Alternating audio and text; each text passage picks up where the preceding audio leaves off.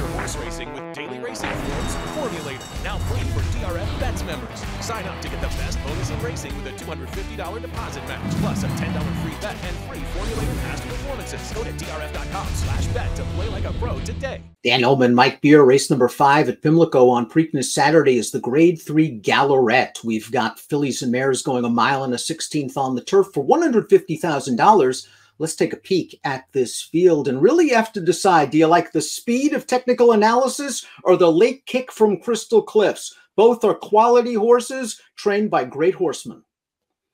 Yeah, they both have a lot going for them here, Dan. They're the two favorites on the morning line for a reason. They are the two best horses in this race, it looks like. And yeah, you're right, different running styles too. I don't think, Crystal Cliffs is going to be off the pace somewhere, but it's not like she's a total plotter. She can keep herself in range. Let's see where Timeform US has Crystal Cliffs and also Technical Analysis. They've got Crystal Cliffs in mid-pack. I think she can be right there or closer. The key to the race is whether Technical Analysis shakes loose on a slow pace. I think there's a very good chance that could happen, Mike. There just doesn't appear to be a lot of gas in this race. Yeah, there's not a ton of pace in here, so maybe she'll just wind up on the lead. The good news for Technical Analysis is even if she doesn't make the lead, Dan, it's not going to matter. She's not the kind of horse who has to be in front to be effective.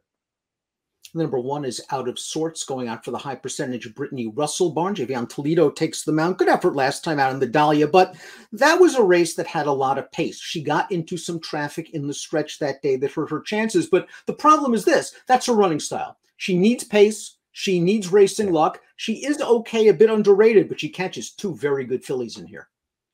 It's a tough spot for her. You're right, though. You could watch her last race and feel like, man, she was going to be a lot closer. She could have worked out some kind of clean run. The problem is projecting a clean run from her because she just doesn't have any speed. So she has to pass a lot of horses and, sort of work out the right kind of a trip. She's run some okay races. I think this is a tough spot for her. It is a much shorter field. Maybe that will help her navigate around some horses, but she does have to improve from a buyer standpoint. Crystal Cliffs goes out for one of the best layoff trainers in the world, Graham Motion. He brought this horse back off a June layoff to score at Gulfstream, and you could argue this is the best we ever saw Crystal Cliffs. Let's watch her effort in the Corn Springs. She just hung at the back of the pack. She made this big sweeping four-wide move turn, and once she straightens away for home, it is good night, Irene. It's a good performance from her with a really good trip too, though, Dan. I mean, there's an argument to be made that the horse who winds up second in here, Stolen Holiday, might have won this race if she could have worked out any kind of a trip. Even with that being said, it doesn't necessarily give Crystal Cliffs enough credit because she ran a really good race there. And you know what? I think she's run really well in every one of her starts since she arrived here as a 3-year-old in 2020. It's a real shame that she hasn't been able to stay on the track yet because she has a good amount of talent. While Crystal Cliffs and Technical Analysis are the 2 horses to beat, there are a couple of sleepers in here, and I think the 3 Scarabea could be one of them. She might be a little bit dirtied up because she was in very, very tough against 2 of Chad Brown's best fillies, that being Regal Glory and Shantasara and the Jenny Wiley. She worked out a nice trip that day. She did the best she could. She's just no match for those mares. And 2 starts back in the Orchid, they tried her a marathon distance, and she made an early move into the teeth of the pace. So I thought she had an excuse for that race. I think she's a lot better than she looks on paper. Yeah, I agree with that. I think she's a little underrated. She just really had no last time horses that are too good for her. The Orchid 2-back, I actually liked her that day. I bet her in that race, and I felt like maybe she would see out the 1.5 miles. I think when you watch it, you're wondering what is Jose Ortiz doing, making that kind of an early move. I actually felt like it might have been pretty smart, and they were walking. So he just decided to go up and sort of take charge of that race. It didn't work out for them. But I do think this horse is okay, and I do think these shorter distances might be a little bit better for her. Technical Analysis was the Lady of the Lake at Saratoga last year, sweeping both the Lake George and the Lake Placid for 3-year-old fillies. First start against older horses, first start of the year, resulted in a good effort in the Plenty of Grace at Aqueduct. Let's watch that race. It was only a 4-horse field, but Technical Analysis went a solid clip up front with Alms, who had tired to finish last, makes the lead in the stretch. I don't know about you, Mike. I don't know maybe if she's waiting for horses just a little bit once she struck the front. You can't make a mistake with a good horse like Plum Ali, who just gets her late. Yeah, this wasn't Technical Analysis' best performance. And, you just sort of wonder if maybe she came back a little short off the layoff here, Dan, because, based on the races she was running as a 3-year-old, she's probably supposed to win that race. I'm sitting up on the pace and taking over in the stretch, but she just got a little short there. We'll see if she just needed the start. If that's the case, she just needed one off the bench. She's going to be really, really tough in here. She was awful good as a 3-year-old.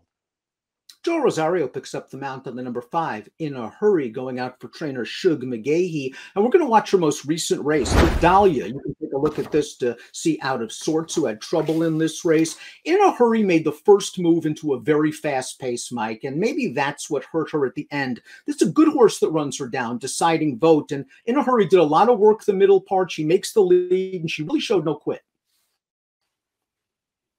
Might have run the best race here. This was a good performance for her off of a little bit of a layoff. And so maybe she can take another step forward in this race, Dan, and make herself a real factor in here. The only problem that I have with her is I've never really liked her. I didn't like too many of her races last year, even though she ran well at times. I'm just not a big fan of hers. And, you know, even if she did run the best race last time, it's still a race that she could have won, and she didn't get the job done. The 6 Caracazzi must deal with facing older horses for the first time and a long layoff. We haven't seen her since the Del Mar summer meet, but boy, I thought she had a bad trip last time out in the San Clemente. It looked like she was moving very sweetly on the second turn, and Kent DeZormo, I think, just kept her in a little bit too long, and the next thing you know, she got blind switched by the winner. Once she did get out in the stretch, it looked like she ran on a little bit, and the good news is, scanning her past performances, she's shown the ability to get close to the pace if it's slow. Yeah, those things are all true. I think she's an interesting horse in this race at a price. It's a long layoff that you have to deal with, but I think you're going to be compensated as far as odds go if you decide that you want to take a shot and use her in this race. I will just say, she did feel like she was pretty unlucky the last time we saw her. You know, the flip side of that, Dan, is that was a really fast pace. So in a lot of ways, DeSormo was trying to do the right thing there. It just didn't work out for them. But listen, prior to that, she ran some good races as well. Foggy Dreams goes out for Rudy Sanchez Salomon. Angel Cruz takes the mount. Big price on the morning line, going dirt to turf. We saw her down inside in the Dahlia. She finished 7th in that race, where In a Hurry was second. Got into a tiny bit of trouble. Certainly not as much as the number 1 Out of Sorts. Foggy Dreams, Mike, has speed, and I think they might try to use it in here. It's just whether she can step with a horse like Technical Analysis early and late. Yeah, I don't know if it's going to help her, even if she does make the lead in here, Dan. And that wouldn't be a bad plan for them. She's going to be a huge price in this race. She's just, you know, never really run a race that's going to make her competitive. Before we get to our selections, please click the subscribe button on the Daily Racing Form YouTube channel to have access to all of DRFTV's latest videos, including the Preakness Stakes analysis. Let's take a look at our top pick for the Gallorette.